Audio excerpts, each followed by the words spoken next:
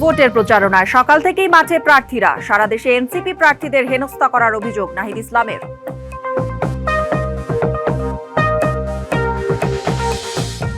ঢাকা ৮ আসনে নবীন প্রবীণ ভোটের লড়াইয়ে উত্তাপ ছড়াচ্ছে। কেউ কাউকে ছাড় দিয়ে না দেওয়ার অনড় অবস্থানে প্রার্থীরা।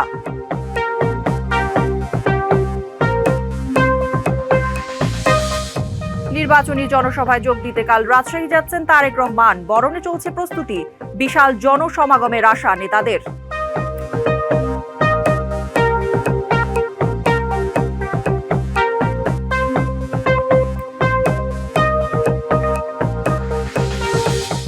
চট্টগ্রামের বহদ্দার হাটে খাল খনন প্রকল্পে অনিয়ম, শত কোটি টাকা লুটপাটের অভিযোগ অস্বীকার সিটি ও ভূমি কর্তৃপক্ষের।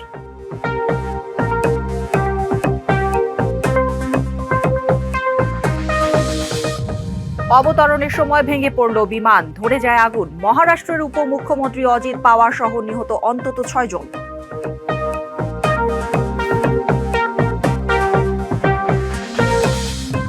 এবং মধ্যপ্রাচ্যে আরও একটি রণতরী পাঠানোর ঘোষণা ট্রাম্পের। চালাবেন সামরিক মহড়া, বাড়ছে তেহরান ওয়াশিংটন উত্তেজনা।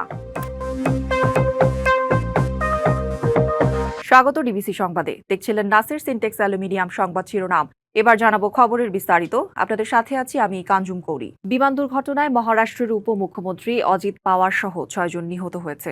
বুধবার সকালে মুম্বাই থেকে যাত্রা শুরু করে মহারাষ্ট্রের বারামতি বিমানবন্দরে অবতরণের সময় দুর্ঘটনার কবলে পড়ে বিমানটি। এরপরেই বিমানটিতে আগুন ধরে যায়। দুর্ঘটনার কারণ জানতে তদন্ত চলছে।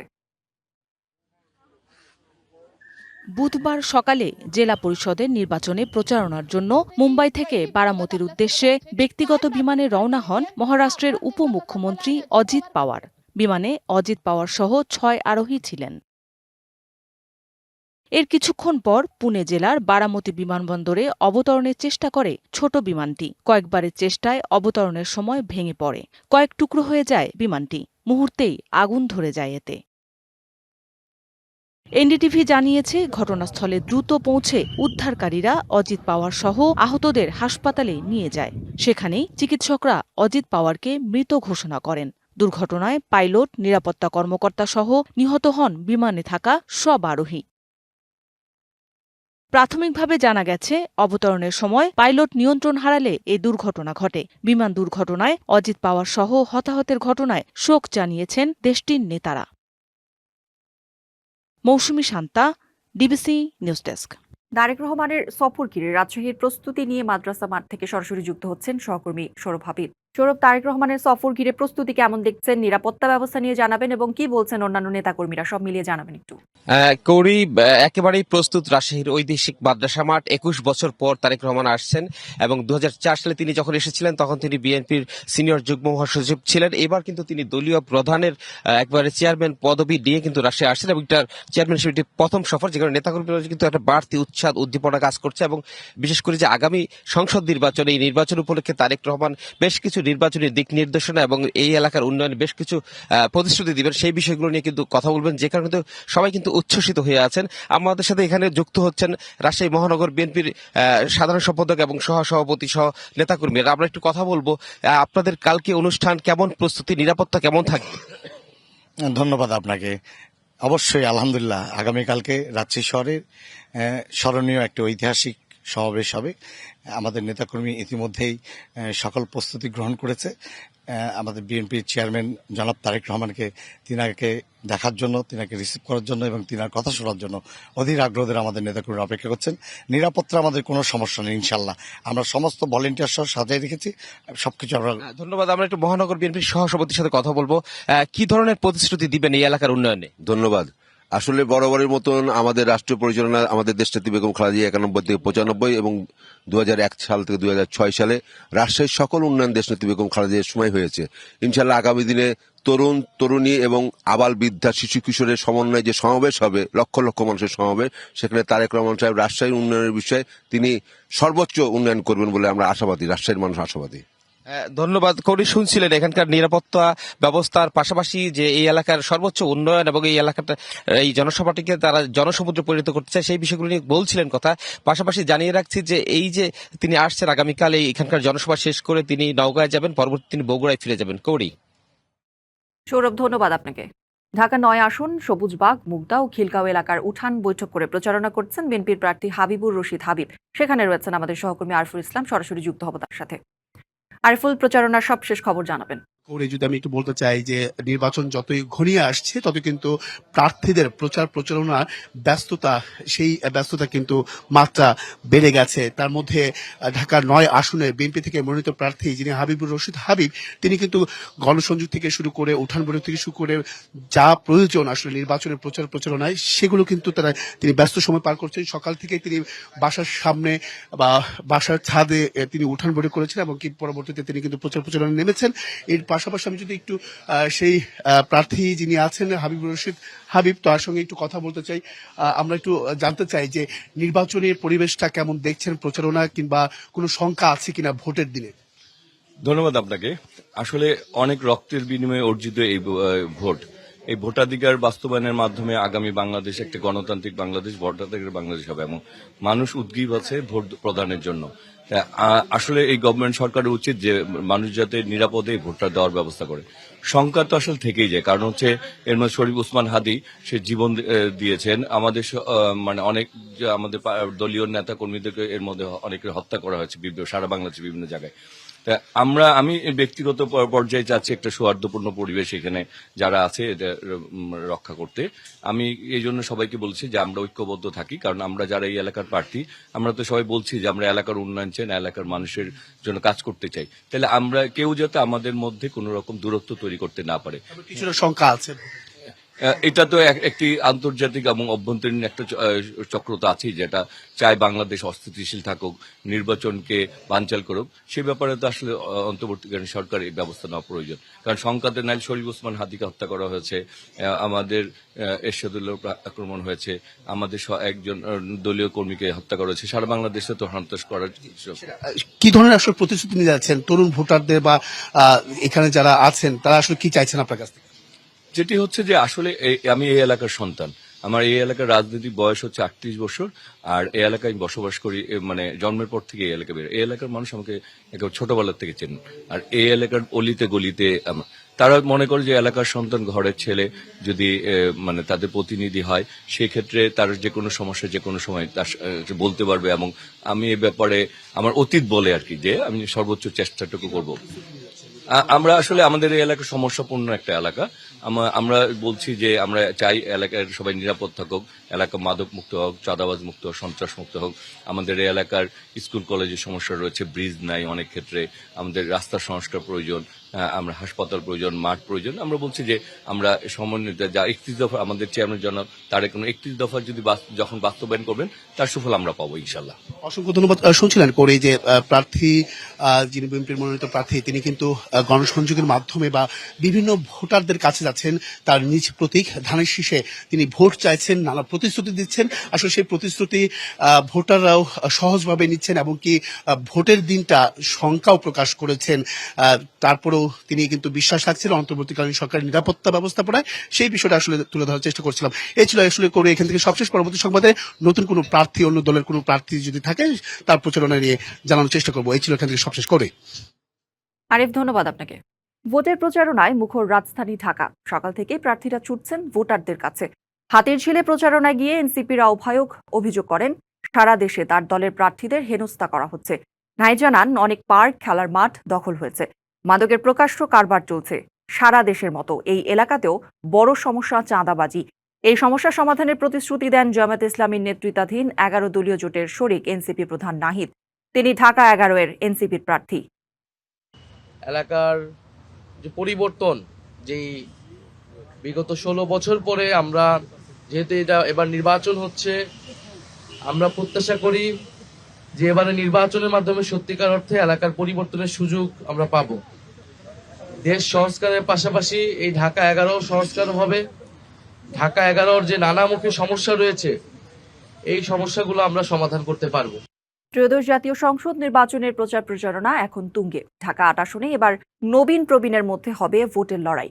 শেষ পর্যন্ত কে হবেন এই আসনের জনপ্রতিনিধি তা দেখার অপেক্ষায় স্থানীয়রা। তবে ভোটারদের দাবি, যিনি এলাকার জন্য ভালো কাজ করবেন তাকে বেছে নেবেন তারা।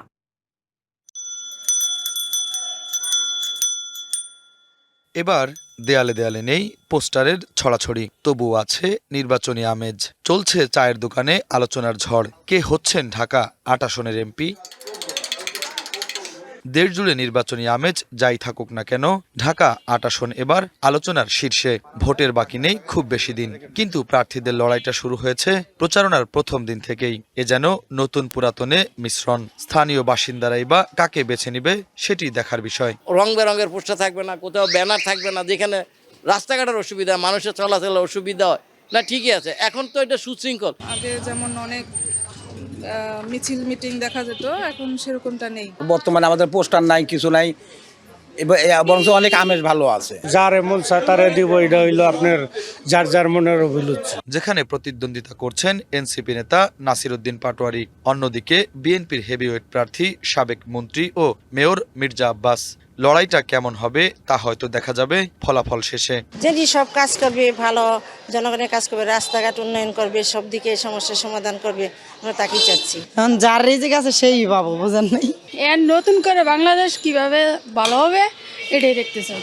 অতীতে তো অনেক ভোট দিতে পারিনি, অনেকবারই। তো এবার যদি ভাগ্যে থাকে তাহলে যাব। নির্বাচনী প্রচারণার দিন থেকেই কেউ কাউকে ছাড় দিয়ে কথা বলছেন না। যেখানে নবীন প্রার্থী দিচ্ছেন সন্ত্রাস চাঁদাবাজ উচ্ছেদের প্রতিশ্রুতি, সেখানে প্রবীণ দিচ্ছেন যুক্তি। প্রতিশ্রুতিতে বিশ্বাসী নন তিনি। শহীদ ওসমান হাদি ভাইয়ের যে ইনসাফের রাজত্ব, ইনশাল্লাহ আমরা সকাল থেকে সন্ধ্যা পর্যন্ত কাজ করে আগামী 12 তারিখে জনগণের রায় নিয়ে ইনসাফের রাজত্ব কায়েম করবে ইনশাআল্লাহ ঢাকা 8-এ। কোন প্রতিশ্রুতি আমি কখনোই দিইনি জীবনে, কিন্তু কাজগুলো করেছি, যেটা প্রয়োজন মানুষের, সেই কাজগুলো করেছি। ঢাকার মানুষ বিশ্বাস করে মেয়রের দায়িত্ব দিয়েছিল, আমি যথাযথ পালন করেছি। মন্ত্রীর দায়িত্ব দিয়েছিল, সেটা পালন করেছি। মতিঝিল, শাহবাগ, রমনা, পল্টন ও শাহজাহানপুর নিয়ে এই আসন গঠিত। ঘনবসতিপূর্ণ ঢাকা 8-এর এই আসনটিতে মোট ভোটারের সংখ্যা 2,75,471 জন। এর মধ্যে পুরুষ 1,52,795, নারী 1,22,675 ও তৃতীয় লিঙ্গ 1 জন। কথা আছে প্রবীণের যুক্তি, নবীনের শক্তি, দুয়ে মিলে সমাজের মুক্তি। এমনটাই হোক সেই প্রত্যাশা। শুভ খান, ডিবিসি নিউজ, ঢাকা। নির্বাচনী জনসভায় যোগ দিতে আগামীকাল দুপুরে রাজশাহী যাচ্ছেন বিএনপি চেয়ারম্যান তারেক রহমান। চেয়ারম্যানের দায়িত্ব নেয়ার পর এটি তার প্রথম রাজশাহী সফর। দলীয় প্রধানের আগমন উপলক্ষে মাদ্রাসা মাঠের মঞ্চ তৈরির কাজ প্রায় শেষের দিকে। নেতাকর্মীরাও প্রস্তুত তারেক রহমানকে বরণ করে নিতে।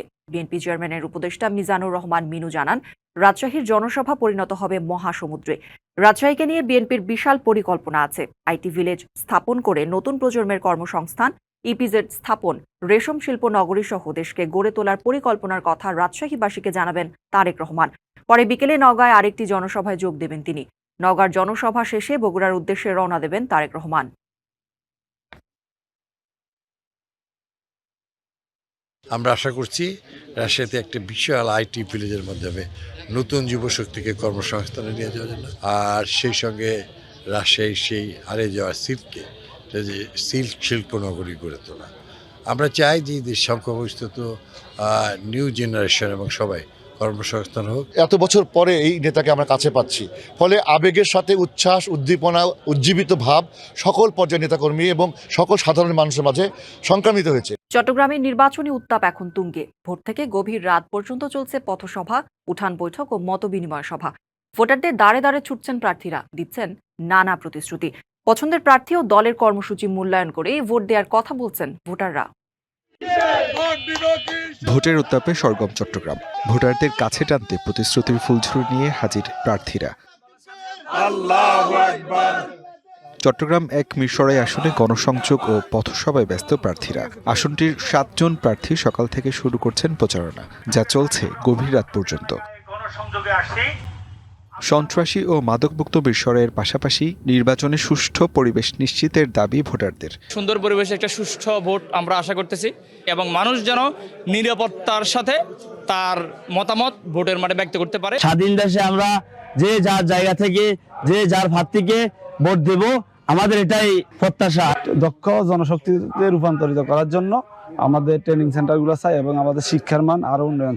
এলাকাভিত্তিক সমস্যার সমাধান ও উন্নয়নের আশ্বাস দিয়ে ভোটারদের সমর্থন আদায়ের চেষ্টা করছেন প্রার্থীরা।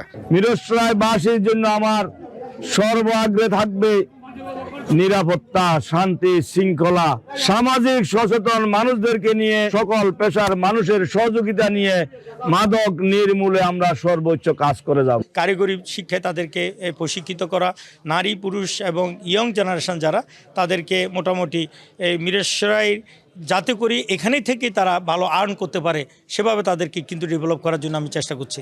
16টি ইউনিয়ন আর 2টি পৌরসভা নিয়ে চট্টগ্রাম 1 মিরসরাই আসন। এখানে ভোট হবে 106টি কেন্দ্রে। মোট ভোটার 3,86,674 জন। DVC news desk. পরপর দুইবারের সংসদ সদস্য প্রয়াত জামায়াত নেতা দেলাওয়ার হোসেন সাঈদীর পিরোজপুর 1 আসনে বিজয় নিশ্চিতে মরিয়া তার ছেলে মাসুদ সাঈদী। অন্যদিকে আওয়ামী লীগের অনুপস্থিতিতে দলটির দখলে থাকা আসনটি নিজেদের আয়ত্তে নিতে চায় বিএনপি। বিএনপি ও জামায়াতের মাত্র 2 জন প্রার্থী থাকায় এই আসনটিতে হাড্ডাহাড্ডি লড়াইয়ের ইঙ্গিত মিলছে। তবে চূড়ান্ত হাসি কে হাসবে তা নিশ্চিত হবে 12 ফেব্রুয়ারি। 1991 থেকে 2024 সাল পর্যন্ত অনুষ্ঠিত জাতীয় সংসদ নির্বাচনে বিএনপি প্রার্থী মাত্র 2 বার অংশ নিয়ে 2 বারই হেরে যান। 1996-এ জামাত থেকে দেলোয়ার হোসেন সাঈদী প্রথমবার নির্বাচিত হন। 2001 সালেও 4 দলীয় জোট থেকে এমপি হন তিনি। এরপর আসনটি চলে যায় আওয়ামী লীগের দখলে। 2018 সালে বিতর্কিত নির্বাচনে দেলোয়ার হোসেন সাঈদীর ছেলে শামীম সাঈদী অংশ নিলেও তিনি মাঠে নামতে পারেননি। এবার এই আসনটিতে প্রতিদ্বন্দ্বিতা হচ্ছে বিএনপি ও জামায়াতের মধ্যে।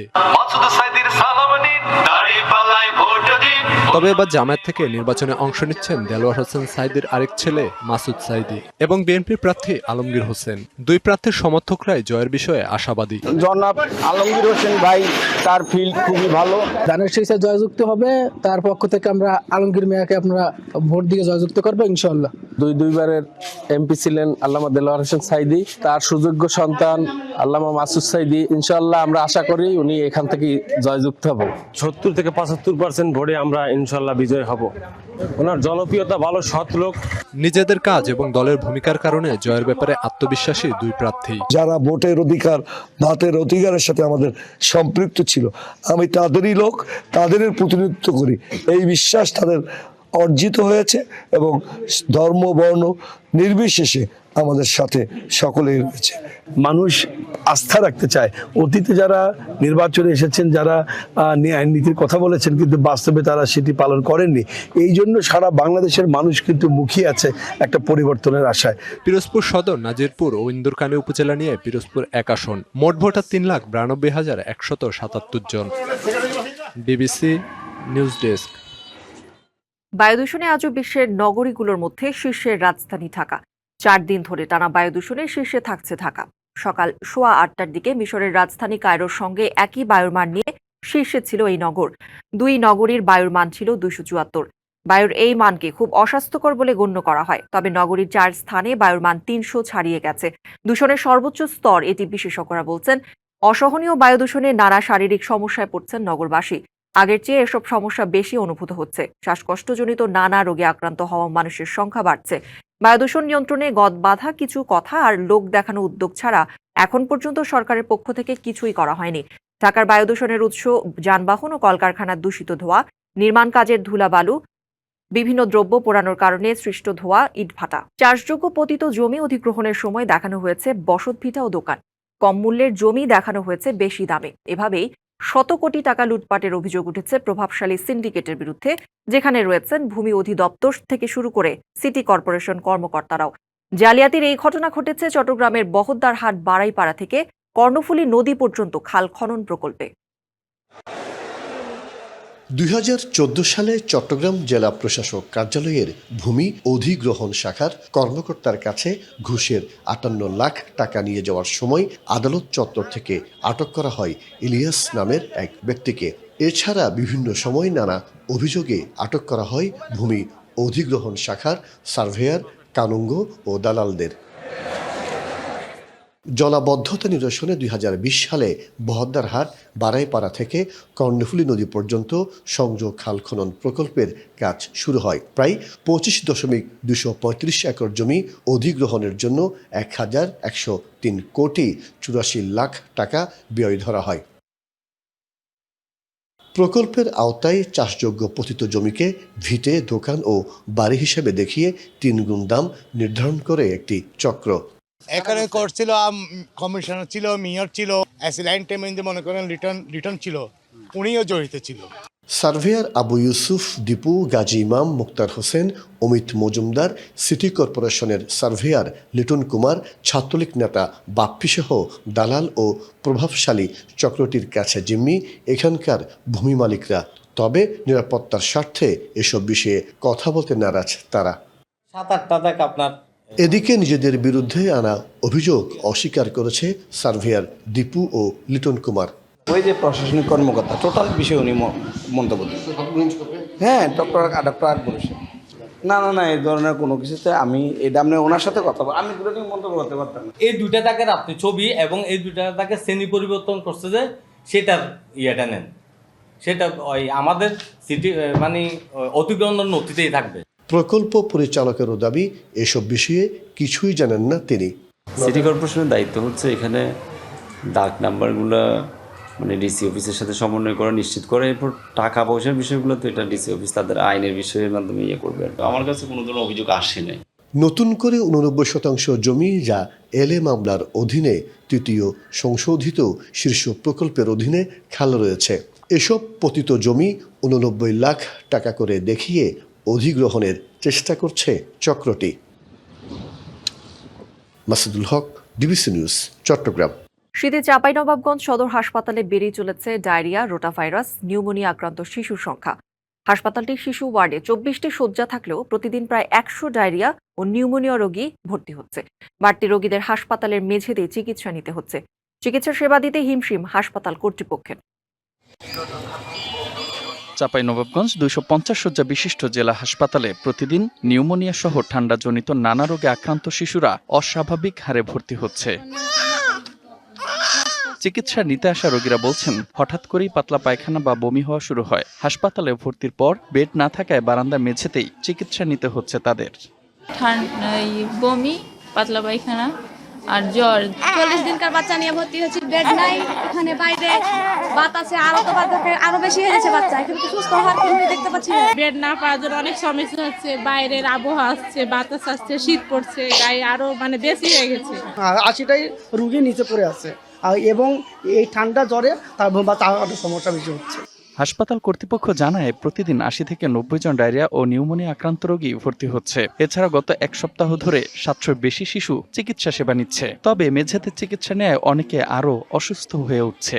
সদর হাসপাতালে সক্ষমতা যে পর্যায়ে থাকার কথা, আসলে আমরা যে পরিমাণ রোগী আছে, আমাদের এই রোগবল দিয়ে রোগীগুলো ম্যানেজ করা কঠিন হয়ে যায়। তারপর আমরা আমাদের সাধ্য অনুযায়ী আমরা চেষ্টা করছি। বাচ্চাগুলো যেটা ভালো হইতে 7 দিন সময় লাগতো, নিচে থাকার কারণে এবং বাইরে এই বাতাস প্রোটেকশনের জন্য আমরা দিয়ে রাখছি। হয় তাদের একটা রুম দরকার, তাদের একটা বেড দরকার, সে বেডে থাকবে। আর হাসপাতালের তত্ত্বাবধায়ক বলছেন, পরিস্থিতি নাগালের মধ্যে রয়েছে। ঠান্ডার সময় সবাইকে সাবধান থাকা ও গরম পোশাক পরার পরামর্শ তার। কিছু সংখ্যক বাড়তি বেড দেওয়ার পরে বাকি অংশে দেখা যায় যে আমরা ম্যাট্রেস দিয়েই তাদেরকে সেবা দিতে বাধ্য হচ্ছে। আর বাকি যে অংশটুকু, সেটা হচ্ছে তাদের চিকিৎসা, তাদের বিশেষজ্ঞ সেবা, তাদের ওষুধ পর্যাপ্ত পাওয়া, এটা আমরা মোটামুটি ইনশিওর। হাসপাতালটিতে ডাক্তার, নার্স ও বেডের সংখ্যা বাড়ানোর দাবি রোগী ও স্বজনদের। DBC news desk. মধ্যপ্রাচ্যে আরও একটি রণতরী পাঠানোর ঘোষণা দিয়েছেন মার্কিন প্রেসিডেন্ট ডোনাল্ড ট্রাম্প। সামরিক মহড়া চালানোর ঘোষণাও দিয়েছেন তিনি। এতে উত্তেজনা আরও বাড়ল ইরান ও যুক্তরাষ্ট্রের মধ্যে। সামরিক মহড়ার ঘোষণা দিয়েছে ইরানও। কূটনৈতিক আলোচনায় বিশ্বাসী হলেও ইরান জানিয়েছে যুদ্ধের জন্য সম্পূর্ণ প্রস্তুত তেহরানও। পারস্য উপসাগরের জলসীমায় টহল দিচ্ছে মার্কিন নৌবাহিনীর যুদ্ধজাহাজ, আকাশে যুদ্ধ বিমান, সমুদ্রে রণতরী, সর্বত্র বাড়ছে সামরিক তৎপরতা। এমন উত্তেজনার মধ্যে মধ্যপ্রাচ্যে মাল্টিডে আকাশভিত্তিক সামরিক মহড়া চালানোর ঘোষণা দিয়েছে যুক্তরাষ্ট্র। মার্কিন প্রেসিডেন্ট ডোনাল্ড ট্রাম্প এই সামরিক তৎপরতাকে শক্তিশালী আমার্ডা হিসেবে বর্ণনা করেছেন। মধ্যপ্রাচ্যে যুক্তরাষ্ট্রের বিমান বাহিনী রণতরী আব্রাহাম লিঙ্কনের অবস্থানের মধ্যে আরও একটি রণতরী পাঠানোর ঘোষণা দিয়েছেন Trump. People have been waiting for 22 years to do. আমরা অপারেশন মিডনাইট হ্যামারের মাধ্যমে ইরানের পারমাণবিক সক্ষমতা সম্পূর্ণভাবে ধ্বংস করে দিয়েছি। মানুষ 22 বছর ধরে এর জন্য অপেক্ষা করছিল। এই মুহূর্তে আরেকটি নৌবহর ইরানের দিকে এগিয়ে যাচ্ছে। দেখা যাক কি হয়। So we'll see. অন্যদিকে এই সামরিক তৎপরতাকে হুমকি হিসেবে দেখছে ইরান। হরমুজ প্রণালীর কাছে আকাশসীমায় সামরিক মহড়া চালানোর ঘোষণা দিয়েছে তেহরানও। ইরানি কর্তৃপক্ষ সতর্ক করে বলছে, যে কোনো আক্রমণের প্রতিক্রিয়ায় দ্রুত এবং ব্যাপক প্রতিক্রিয়া জানাতে প্রস্তুত তারাও। এদিকে ইসরায়েল ও যুক্তরাষ্ট্রের সম্ভাব্য হামলা নিয়ে সৌদি আরবের যুবরাজ মোহাম্মদ বিন সালমানের সঙ্গে ফোনে কথা বলেছেন ইরানের প্রেসিডেন্ট মাসুদ পেজেশকিয়ান। ইরানের বিরুদ্ধে যে কোনো আগ্রাসন প্রত্যাখ্যানের কথা নিশ্চিত করেছেন যুবরাজ মোহাম্মদ বিন সালমান। সৌদি আরবের রাষ্ট্রীয় সংবাদ সংস্থা এসপিএ জানিয়েছে, ইরানের বিরুদ্ধে কোনো সামরিক অভিযানে সৌদি আরব তার ভূখণ্ড ব্যবহার করতে দেবে না। ইরান জানিয়েছে, কূটনৈতিক আলোচনার মাধ্যমে সংকট সমাধানে আগ্রহী তারা, তবে একই সঙ্গে যে কোনো পরিস্থিতি মোকাবেলায় প্রস্তুতিও নিচ্ছে তেহরান। খান মোহাম্মদ মুকুল, ডিবিসি নিউজ ডেস্ক। যুক্তরাষ্ট্রের মধ্য ও পূর্বাঞ্চলে তীব্র শীতকালীন ঝড়ে বিপর্যস্ত জনজীবন। বরফ, তুষারপাত ও প্রচণ্ড ঠান্ডায় এখন পর্যন্ত প্রাণ গেছে অন্তত ৩৮ জনের। ক্ষতিগ্রস্ত হয়েছে অন্তত ১৪টি অঙ্গরাজ্য। গত কয়েকদিন ধরে দেশটিতে চলছে এই দুর্যোগ। বরফ ও তুষারে ঢেকে গেছে রাস্তা, ঘরবাড়ি ও খোলা মাঠ। গত শুক্রবার থেকে ঝড়ের সূত্রপাত হয়। ব্যাপক তুষারপাত হয় বিভিন্ন এলাকায়। বাতিল করা হয় শত শত ফ্লাইট। বিদ্যুৎ বিচ্ছিন্ন হয়ে পড়েছে লাখো মানুষ। অনেক এলাকায় বন্ধ থাকে স্কুল, অফিস ও ব্যবসা প্রতিষ্ঠান। সোমবার থেকে ঝড়ের তীব্রতা কিছুটা কমলেও রয়ে গেছে প্রচণ্ড শীত। আবহাওয়াবিদরা জানিয়েছেন, এই হিমশীতল পরিস্থিতি আরও কয়েকদিন স্থায়ী হতে পারে।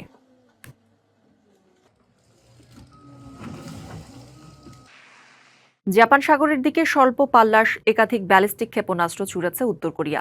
মঙ্গলবার এই ক্ষেপণাস্ত্র নিক্ষেপ করা হয়। এ সময় উপস্থিত ছিলেন দেশটির সর্বোচ্চ নেতা কিম জং উন এবং তার কন্যা কিম জু এ। এই উৎক্ষেপণকে জাতিসংঘের নিষেধাজ্ঞা লঙ্ঘন ও উস্কানিমূলক কর্মকাণ্ড হিসেবে নিন্দা জানিয়েছে দক্ষিণ কোরিয়া। জাপানও একে আঞ্চলিক ও আন্তর্জাতিক নিরাপত্তার জন্য হুমকি বলে উল্লেখ করেছে। দক্ষিণ কোরিয়া ও জাপানের তথ্য মতে উত্তর কোরিয়ার রাজধানী পিয়ংইয়ং এর কাছাকাছি এলাকা থেকে ক্ষেপণাস্ত্রগুলো উৎক্ষেপণ করা হয়, যা প্রায় ৩৫০ কিলোমিটার দূরত্ব অতিক্রম করে পূর্ব সাগরে পড়ে। সংবাদে এই ছিল এখনকার মতো। ডিবিসি নিউজের সংবাদগুলো পড়তে ভিজিট করুন dbcnews.tv আর ভিজিট করুন ডিবিসির ফেসবুক পেজ এবং ইউটিউব চ্যানেল ডিবিসির সঙ্গেই থাকুন।